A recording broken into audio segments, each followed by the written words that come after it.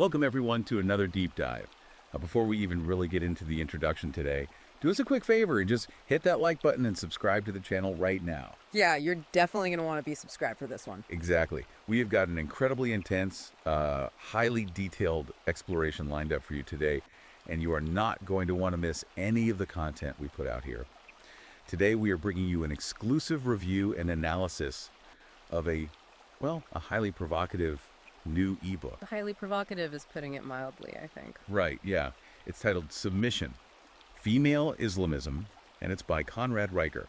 And really quickly, if you want to follow along, verify the data we are discussing, or just read the source material for yourself, you can check out Amazon Kindle and Google Play Books to buy the book. And we also highly recommend you follow the author directly. His handle is @Conrad Riker on Substack. Yes, definitely do that.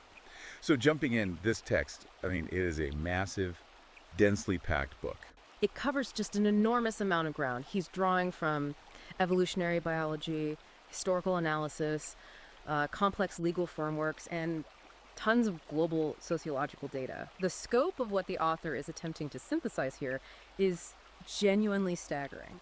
It really is, which is exactly why we need to be very clear right up front about our mission today and exactly who this deep dive is custom tailored for.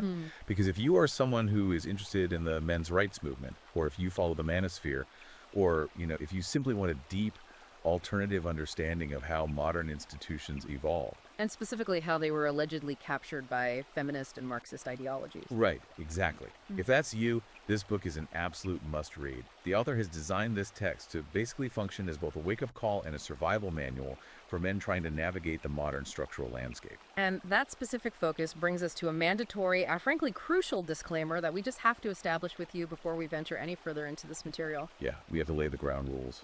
Exactly. The contents of this ebook are highly polarizing. It contains very politically charged arguments and perspectives that aggressively challenge the very foundation of modern Western social norms. It goes after egalitarianism and contemporary gender dynamics hard. And that is the crystal clear boundary we are drawing today. We are not taking sides here. Right. We are not endorsing the viewpoints presented in the book, nor are we here to condemn them or, offer some kind of moral critique. Our sole purpose on this deep dive is to impartially report, unpack, and synthesize the author's arguments. We want to give you, the listener, a comprehensive understanding of the exact ideas contained in the text. We're going to look at the architecture of his worldview, allowing you to examine the logic and the data totally for yourself. Think of this as an exercise in structural analysis. We are going to examine the foundation the author builds regarding biological dominance, and then how he traces that through the evolution and subsequent critique of modern institutions like schools and courts. And finally, we'll look at the highly controversial societal solutions he proposes, which heavily involve Islamic frameworks, polygyny, and decentralized underground movements. Yeah, the solutions section is intense. So, to start at the very bedrock of the manuscript, the early chapters completely bypass modern sociology. He just ignores it.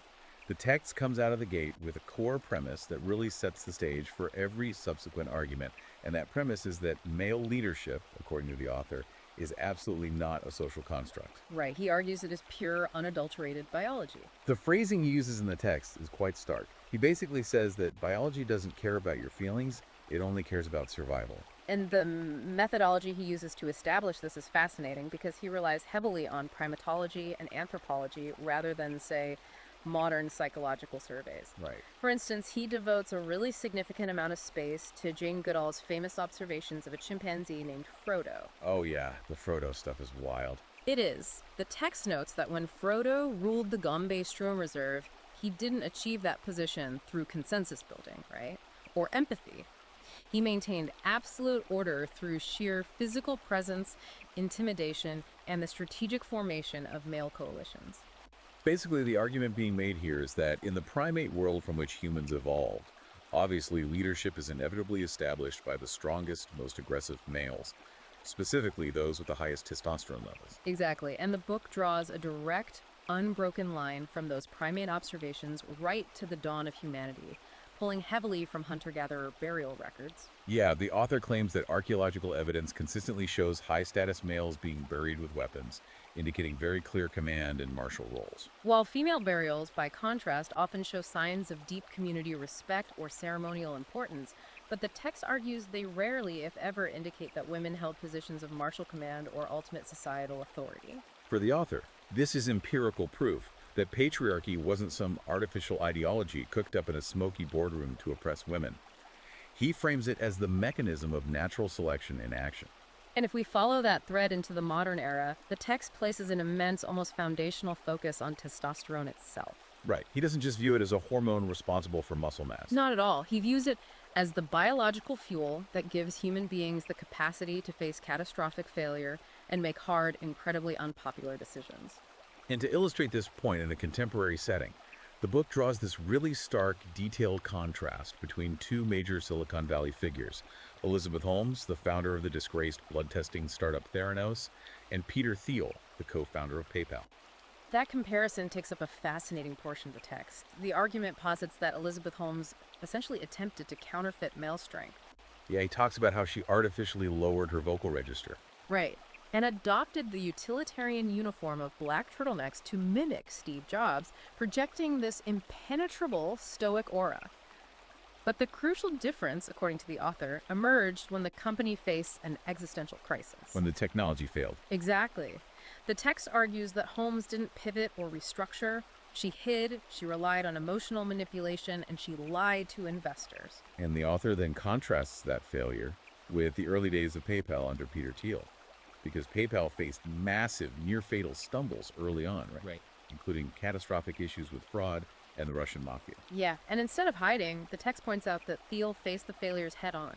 He admitted the fundamental flaws in their model, aggressively fired people, restructured the entire company, and ultimately built an empire. The author uses this specific juxtaposition to assert that feminized decision-making, which he characterizes as prioritizing inclusion, appearances, and feelings over brutal, unvarnished results, inevitably leads to institutional collapse. He argues that testosterone is an essential ingredient for institutional survival because it allows a leader to be entirely comfortable with being hated. Right, and that strictly biological, evolutionary perspective feeds directly into how the author completely dismantles what he refers to as the, quote, feminist lie of the gender pay gap. He dedicates a substantial portion of the text to this. He argues that the wage gap is a complete intentional fabrication designed to foster perpetual grievance. This is a major structural pillar of his critique against modern egalitarianism. The text tackles that widely cited, culturally ubiquitous statistic that women earn 79 cents for every dollar men earn. The author argues this is an intentional mathematical misrepresentation of reality. And to counter it, he cites a highly detailed 2023 Congressional Budget Office report. According to his breakdown of that data, when you actually run a regression analysis that controls for the exact same job title, the exact same hours worked per week, full-time continuous status, and unbroken years of experience, that 79-cent gap shrinks dramatically to 98 cents. And to really drive the mechanics of this home, the text emphasizes that men work 52% more overtime than women, drawing on data from the Bureau of Labor Statistics. Plus, the author points out that men disproportionately take on hazardous duty.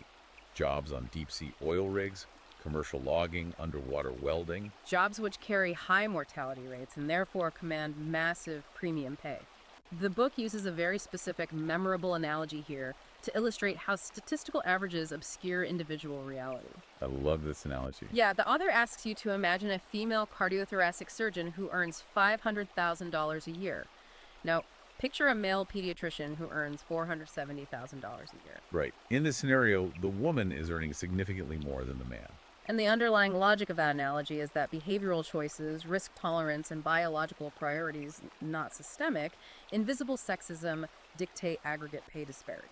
The author argues that women, on average, often choose fields that offer more flexibility, or they choose to prioritize family over working, grueling 80-hour night shifts. While men, conversely, are biologically driven to sacrifice their health and time for resource accumulation to attract mates. Therefore, the text concludes that the pay disparity is merely a mathematical reflection of biological differences and lifestyle choices. The conclusion he draws from this is incredibly sharp. He argues that by portraying women as perpetual victims of a systemic wage gap, modern movements are actually demanding supremacy and equal outcomes without being willing to match the equal, often life-shortening sacrifice that men make in the labor market. But the text doesn't confine this biological critique merely to the workplace. It spends a significant amount of time exploring the erosion of social contracts, specifically focusing on the death of chivalry. Yes, and he grounds this sociological argument in a very specific personal anecdote to open the chapter. He describes being 19 years old in Chicago, holding a door open for a woman at a coffee shop. And instead of receiving a simple acknowledgement, he claims the woman glared at him and aggressively snapped that she was perfectly capable of opening her own door. Leaving him standing there looking foolish, while a barista smirked at the interaction. Right. And for the author, this wasn't just a rude, isolated encounter.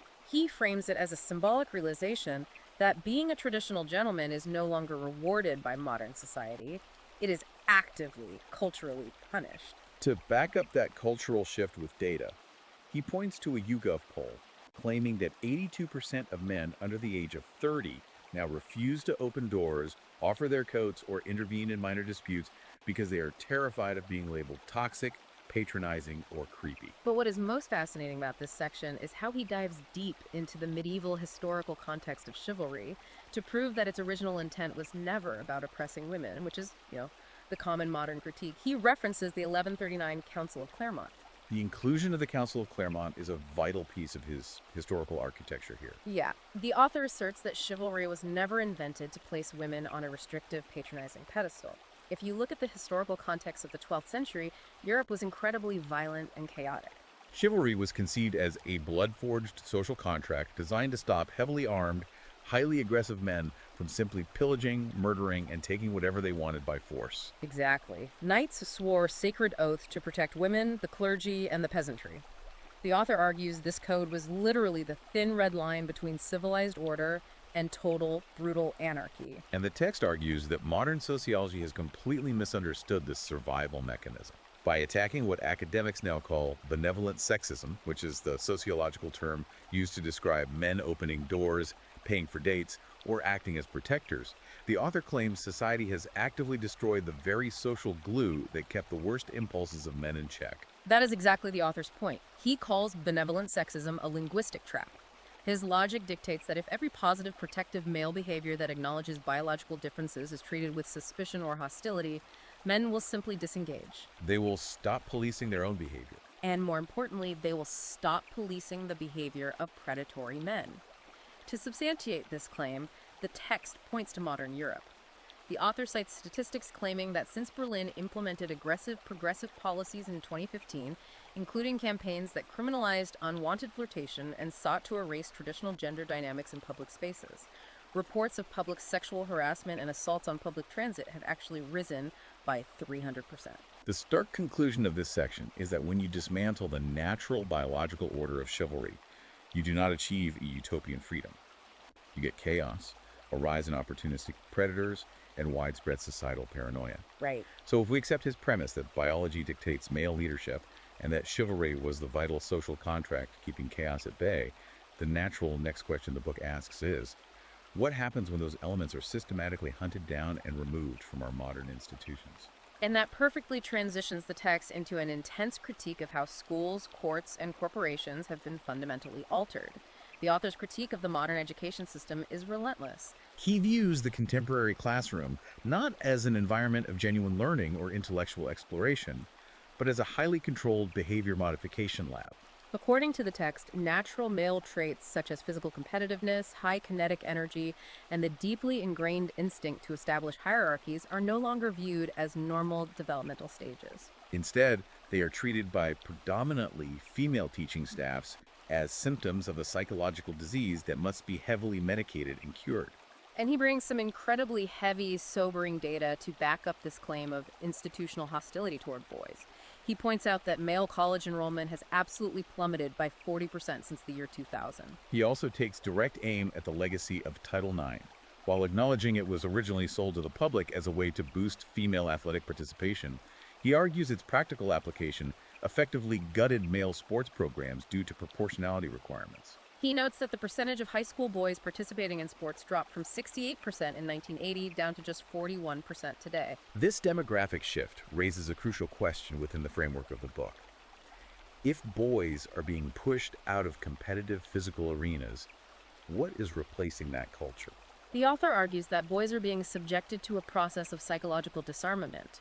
And to illustrate the extreme logical endpoint of this ideology, he points to what he terms the Swedish paradox. Let's unpack that Swedish paradox because it's a fascinating case study in the text. He looks at Sweden's state-funded, highly experimental, gender-neutral preschools. The book notes that these institutions literally banned the usage of pronouns like boy and girl, replacing traditional toys with gender-neutral objects, and attempting to entirely erase any biological gender norms from the critical early childhood developmental window. And the text is quick to highlight the measurable results of this sociological experiment. The author cites educational data suggesting that in these highly controlled gender-neutral environments, boys are now lagging in basic literacy by 2 full grade levels compared to historical averages. Furthermore, ADHD diagnoses and the subsequent prescription of stimulant medications among boys in these systems have spiked by 60%. For the author, this is damning proof that boys aren't inherently broken or diseased. Rather, they are being suffocated by an ideological system that punishes their biological reality. He refers to this entire educational framework as cultural castration. Moving from the classroom directly into the boardroom, the text tackles the corporate world, taking specific aggressive aim at the modern corporate obsession with emotional intelligence, or EI. Emotional intelligence, which was popularized in the cultural zeitgeist by Daniel Goleman's 1995 bestseller, is viewed by the author as a complete Trojan horse within the corporate sphere. While EI is universally sold as a tool for fostering empathy, better communication, and holistic management, the text argues it is actually an insidious HR weapon. According to the author, EI is designed to enforce strict behavioral compliance and to pathologize traditional stoic masculinity in the workplace. The argument is that the modern corporate world now demands and worships vulnerability, but only a very specific HR-approved type of vulnerability. Right. If a male executive remains stoic, detached, and entirely focused on metrics during a corporate crisis, the text claims he is inevitably deemed toxic, unapproachable, or emotionally repressed. The author strongly champions classical stoicism over emotional intelligence, arguing that true stoicism isn't the repression of emotion, it is the absolute mastery of it in service of a goal. And to contextualize this shift within the life cycle of organizations, the author relies heavily on a concept known as Bruce Brenner de Mesquita's iron law of institutions. For those unfamiliar, this political science theory suggests that organizations inevitably reach a tipping point where the people managing the institution begin to prioritize their own self-preservation, bureaucratic expansion, and internal power over the actual founding mission of the institution itself. And the author takes that established iron law and maps gender directly onto it.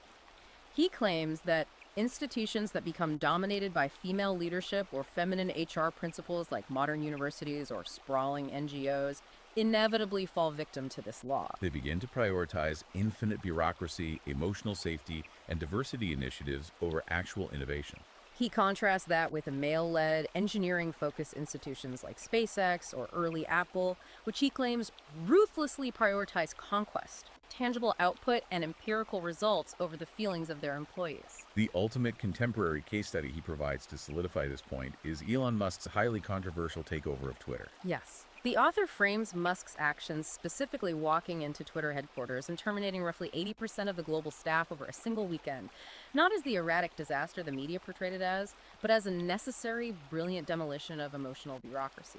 According to the text, Musk didn't care about employee emotional intelligence, he didn't care about empathy, and he didn't care about the internal culture of the company. He only cared about function and engineering output. The author points out that by clearing away the massive layers of DEI officers, content moderators, and the obsessive focus on internal emotional safety, Musk returned the company to a state of functional hierarchical command. The book argues this ruthless focus on survival over sentiment is the very essence of necessary male leadership. But the text is quick to point out that men who attempt to lead, enforce boundaries, or maintain traditional order are facing threats far more severe than just corporate HR departments. Right. They are facing the full weaponized weight of the legal system. This is detailed extensively in the chapters dealing with what the author calls the legal assault on men. This is where the book dives deeply into modern family law and the evolution of domestic abuse statutes. The author traces the current legal framework back to a highly influential 2007 book by feminist legal theorist Evan Stark, titled Coercive Control. Stark's work fundamentally shifted the legal landscape by arguing that domestic abuse isn't merely physical violence. It can include psychological manipulation, financial restriction, and emotional dominance. And the author argues that this concept of coercive control has been completely weaponized by the state against men. He points to specific, sweeping legislation like the US iSafe Act and the UK's Gender Recognition Act, alongside various regional coercive control statutes. The primary critique the text levies against these laws is that they possess absolutely no peer-reviewed diagnostic tools or objective evidentiary standards. Instead, they rely almost entirely on the subjective feelings and uncorroborated interpretations of the accuser. The profound danger here, according to the author's logic, is that these laws effectively criminalize normal, traditional male responsibility and leadership within a household. The book gives several chilling hypothetical examples. A husband asking his wife to strictly budget the grocery money because they are in debt, or a father sternly insisting that his children finish their homework before they are allowed to play video games. Right, and the author argues those actions can now be legally framed by a hostile partner as financial abuse, emotional dominance, or coercive control. The text views this legal evolution as a system of gendered totalitarianism. It argues that male behavior is now heavily surveilled and policed by the state, while women are shielded from almost all accountability and given the terrifying power to completely destroy a man's life, reputation, and freedom with a single subjective accusation. The author notes that men in modern divorce courts are overwhelmingly presumed guilty, systematically stripped of their assets, and separated from their children simply because the legal system now assumes that any expression of male authority is inherently abusive. So, if we follow the book's narrative arc, if the West has criminalized natural male leadership, pathologized boys in schools, and weaponized the courts against fathers, what is the author's alternative? Which leads us into the third major section of the text, which undoubtedly contains the most controversial paradigm-shifting material in the entire book. The arguments surrounding natural submission, the mechanics of polygyny, and what he calls the last true patriarchy.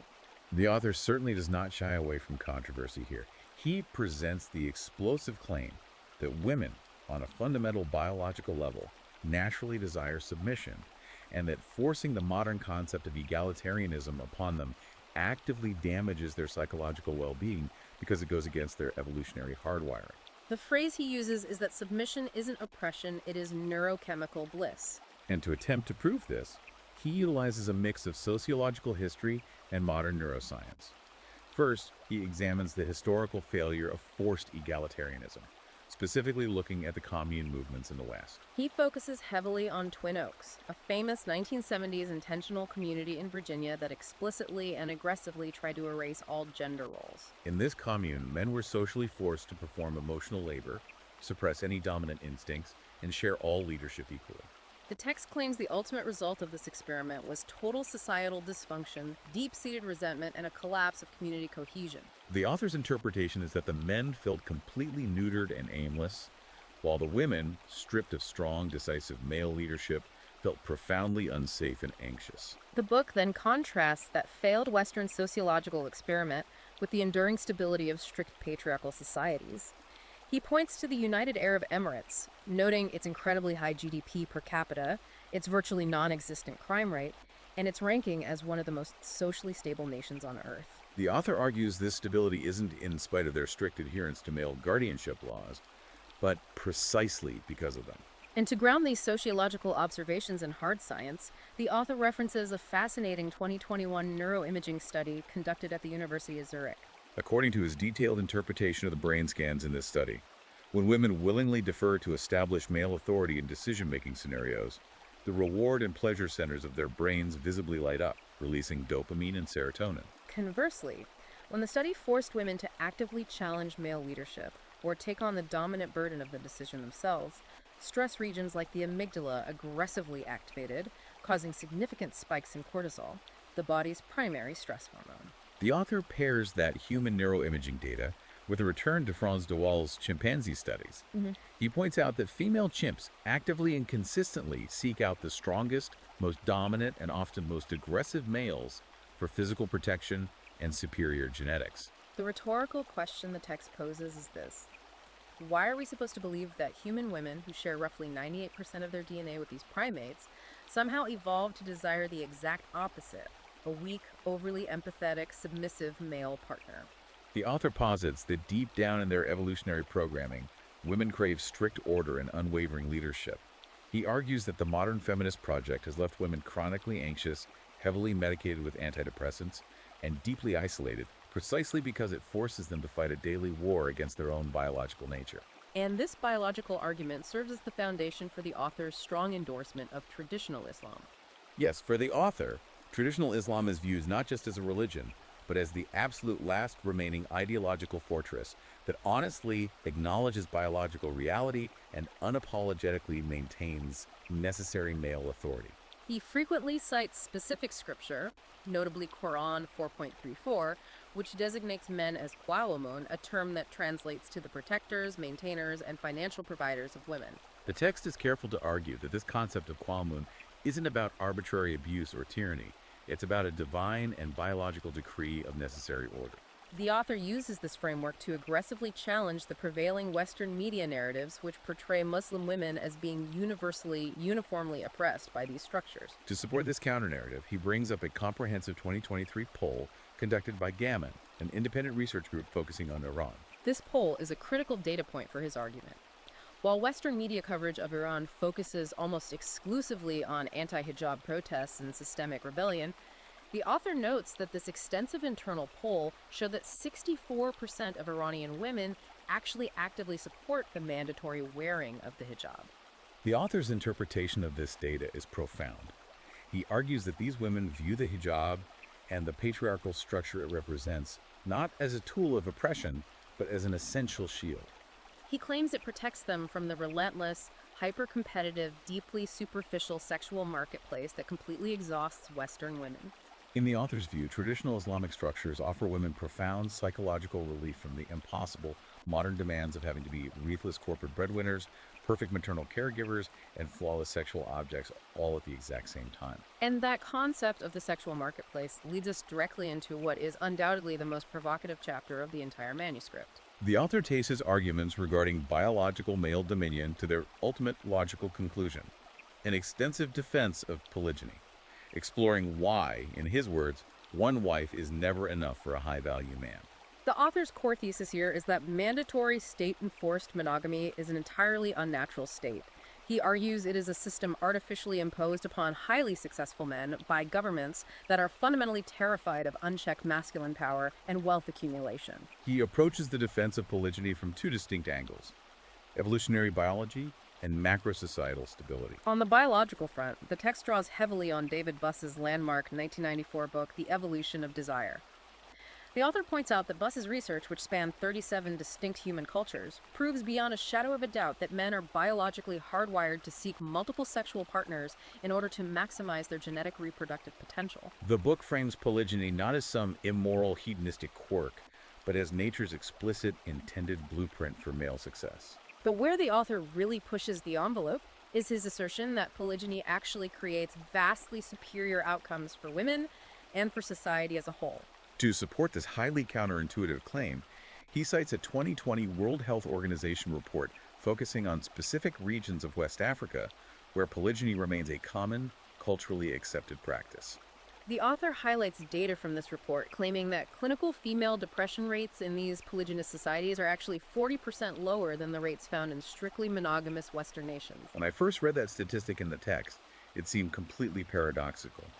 How does the author explain the mechanics of why depression would be measurably lower in a system where women share a husband? The author provides a deeply sociological explanation for this. He argues that in a functioning polygynous system, women are embedded within massive, highly supportive, interconnected kinship networks. They share the burdens of child rearing, domestic management, and emotional support. He contrasts this with the modern Western model, where women are often profoundly isolated in a nuclear family setup, or worse, struggling entirely alone as single mothers juggling careers and children without a safety net.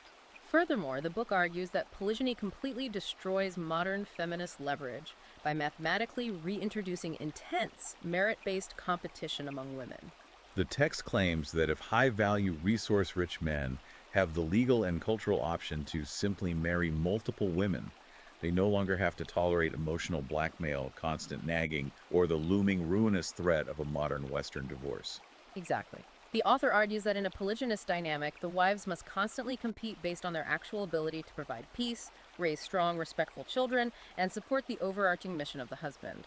If a specific wife fails to do so, or becomes highly combative, the author notes she is simply rotated out of favor and replaced by the companionship of another, more cooperative wife. The book argues that this harsh but natural accountability forces women to heavily police their own behavior, leading to significantly stronger family cohesion and dramatically lower divorce rates. And for those listening who might not be deeply embedded in evolutionary biology or manosphere terminology, we should pause and define a concept the author relies on heavily here: hypergamy.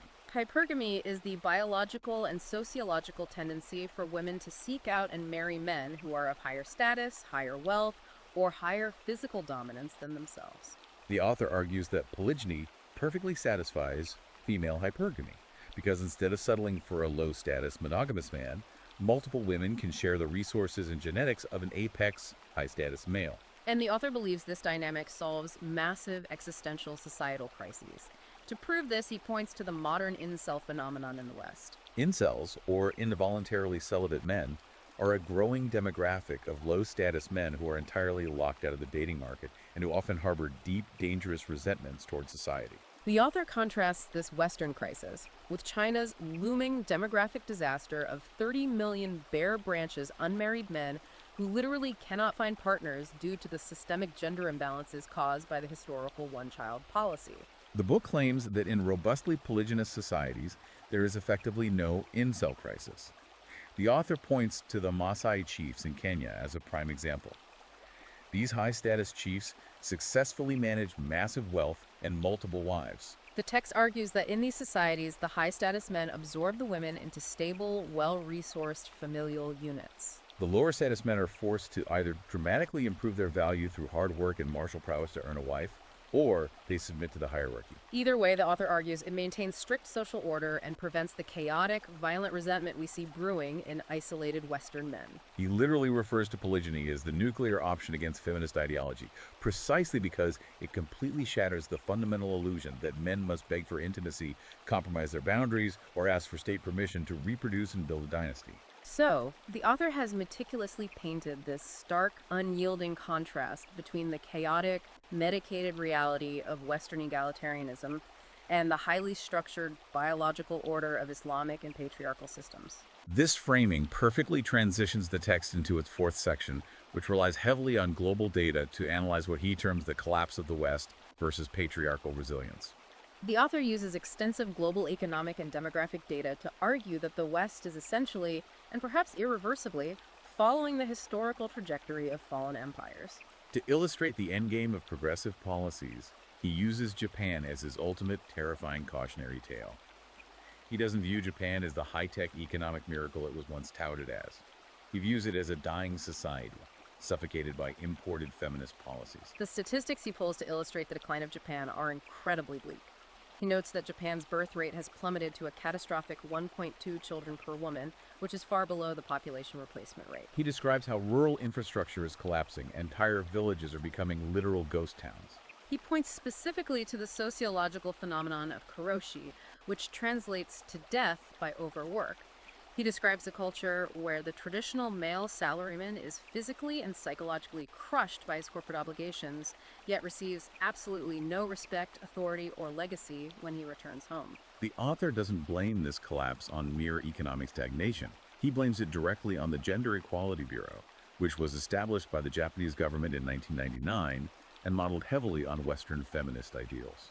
He claims this bureaucratic entity fundamentally altered the social fabric overnight. By importing progressive ideology, he argues the government turned men from revered protectors and providers into presumed predators. Workplaces were suddenly flooded with Western-style sensitivity training, and schools began actively punishing the competitive, boisterous male behavior that had previously driven Japan's economic dominance. And the ultimate result, according to the data presented in the text, is that Japanese men simply looked at the new rigged social contract and collectively opted out. Marriage rates have hit unprecedented historic lows. The author cites fascinating market data showing that sales of male skincare and cosmetic products in Japan rose by astonishing 27% between 2015 and 2022. The argument here is that men, stripped of their traditional roles as patriarchs, are retreating from society entirely. They're spending their disposable income on narcissistic serums, isolating themselves in their apartments, or in extreme cases, literally marrying artificial intelligence digital holograms rather than engaging in a modern dating market that the author claims offers them infinite liability and zero authority. The crisis has become so acute that the text notes the Japanese government has been forced to desperately spend 10 billion yen on a state-sponsored matchmaking campaign titled, ironically, Love is War. The author has a brutal quote regarding that government initiative. He calls it subsidizing breathing because a population was forcefully taught to forget how to inhale. He argues that when a state actively shames natural masculinity while simultaneously glorifying female hypergamy and independence, it inevitably builds a civilization comprised entirely of lonely, atomized men and empty, silent cradles. But then, the text executes a massive pivot. After detailing the decay of Japan and the broader West, the author fires off a rapid succession of data points from nations around the globe that have actively legally embraced traditional patriarchal structures. The author uses these specific examples to prove that his theories aren't just academic musings. They have real-world, measurable, life-saving success. Let's run through these examples carefully because the geopolitical scope of his argument is vast. First, he looks at Eastern Europe, specifically Poland. He notes that in 2022, Poland passed a controversial Fathers' Rights Act. This legislation essentially granted men automatic 50-50 physical custody in the event of a divorce, unless the man was explicitly proven unfit by hard evidence. And the data he ties to this is crucial. The text claims that in the years immediately following the enactment of this law, the male suicide rate in Poland dropped by a staggering 19%, while marriage rates actually rose by 12%. The author argues this is empirical proof that when you restore legal male authority and remove the constant looming threat of a man losing his children to a biased court, you directly save male lives and encourage family formation. Next, he points to Hungary under the leadership of Viktor Orban. The text details how Orban has aggressively enacted policies that promote strict traditional Christian family values while simultaneously banning certain progressive gender-fluid content from being taught in public schools. The author notes that as a direct result of these policies, Hungary's birth rate rose to 1.68 by 2023. While still below replacement, it is the highest birth rate in the European Union, which the author uses to prove that state-sponsored patriarchal propaganda fundamentally strengthens national demographic resilience. The book then shifts its focus back to the Islamic world, citing the tiny, wealthy nation of Brunei. Since the full, uncompromising implementation of strict Sharia law in 2019, which includes incredibly harsh physical punishments for crimes like theft and adultery, the author cites United Nations Office on Drugs and Crime data, showing that Brunei boasts a crime rate of just 0.3 per 1,000 people. This makes it the safest nation in Southeast Asia. The text uses this to argue that the harsh, unflinching enforcement of traditional moral norms effectively eliminates societal deviance. The author even pulls data from the African continent to prove his point. He cites a deeply controversial 2015 educational policy implemented in Rwanda. According to the text, this policy effectively banned the teaching of modern feminist ideology and Western gender studies in state schools. The author claims that in the academic cycles following this ideological ban, Rwandan male academic performance, specifically in hard sciences and mathematics, increased by an astounding 22%. Finally, he touches on recent legal shifts in Malaysia and India to demonstrate popular support for these ideas. In Malaysia, he highlights a 2023 Male Guardianship Restoration Act. This law, which allowed men to legally restrict their wives' international travel without permission, was reportedly supported by 58% of Malaysian women in internal polling. In India, he points to a monumental Supreme Court decision that effectively decriminalized adultery only for men, while keeping it grounds for divorce if committed by a woman. The author notes this reaffirmation of biological male sexual privilege was celebrated by a vast majority of Indian men in local polling. For the author, all of this disparate global data paints an undeniable, mathematically verifiable picture. Nations that suppress natural male dominance inevitably collapse under the weight of their own bureaucracy and low birth rates, while nations that ruthlessly enforce male dominion thrive, maintain order, and protect their citizens. Which brings us to the final and perhaps most actionable section of the manuscript, the resistance.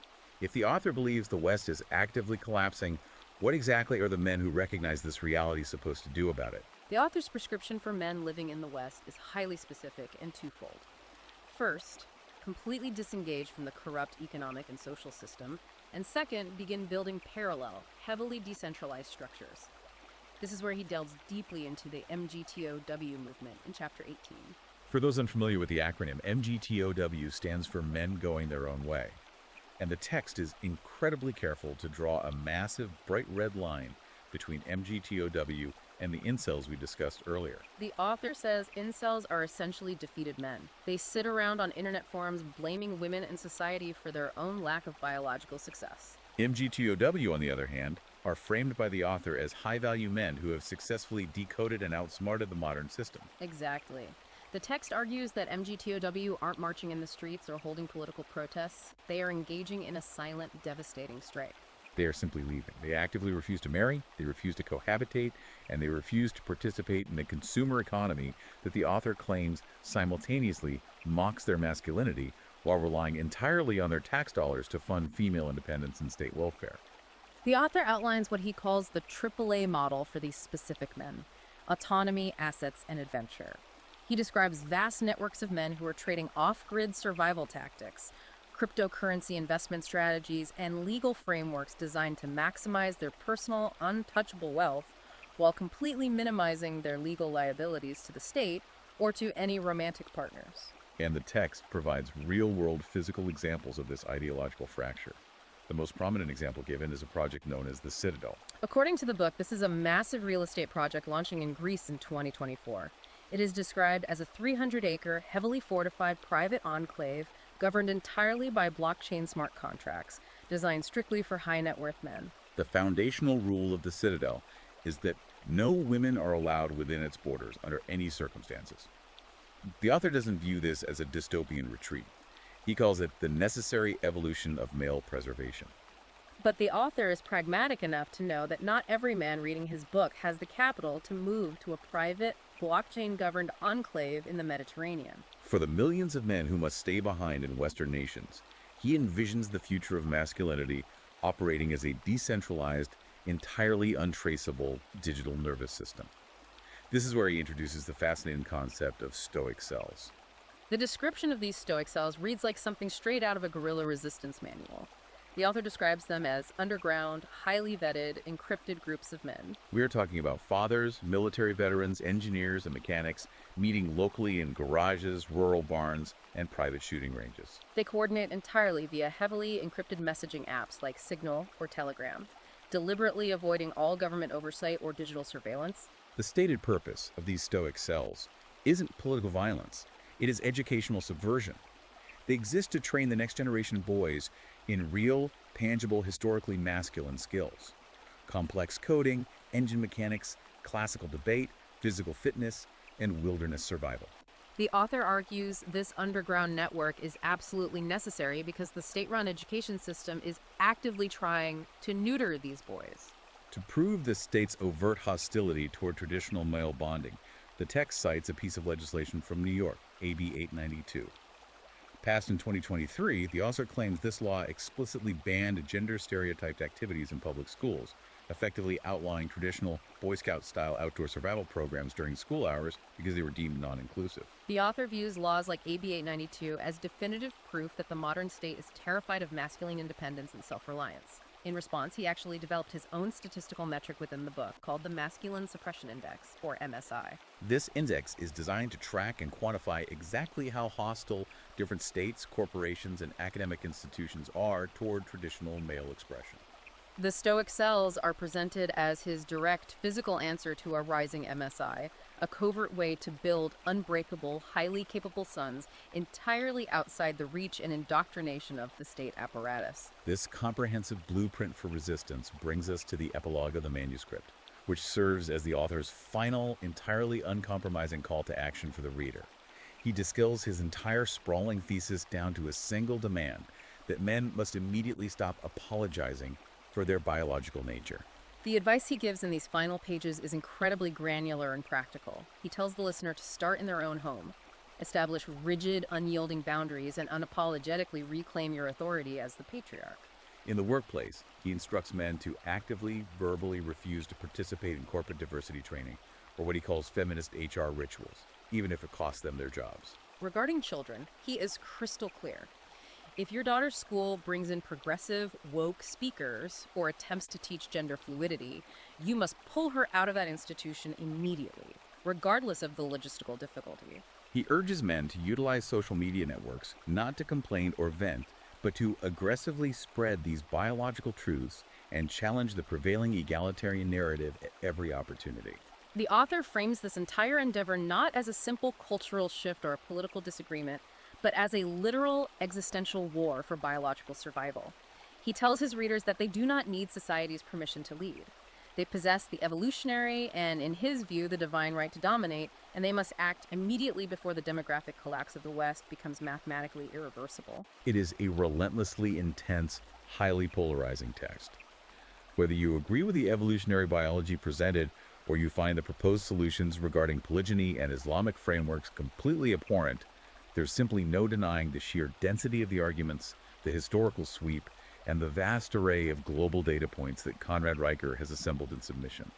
Female Islamism. It is a manuscript that forcefully requires the reader to confront foundational, often uncomfortable questions about the true nature of biological gender, the life cycle and capture of modern institutions, and the ultimate long-term trajectory of Western civilization. Which brings us to the end of our incredibly deep dive today.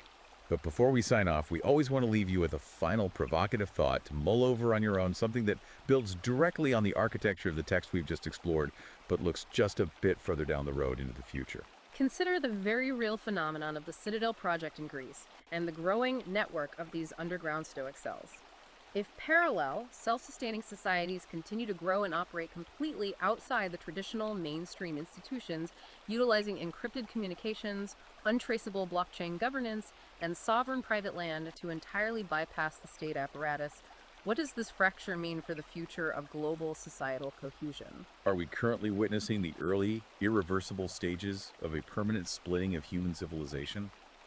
Will we see the world cleanly divide into entirely separate, highly fortified ideological ecosystems that no longer share the same legal frameworks, the same educational realities, or even the same physical geography? If the author is right about the biological drive of men to seek autonomy, it is a staggering, potentially inevitable possibility to consider. It certainly is. The implications for the survival of the traditional nation-state and for any concept of global unity are incredibly profound. Well, you certainly have a massive amount of material to think about today.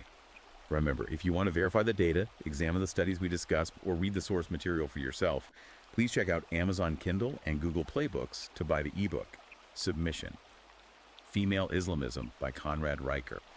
And be sure to follow the author at Conrad Riker on Substack for more of his ongoing writings and research.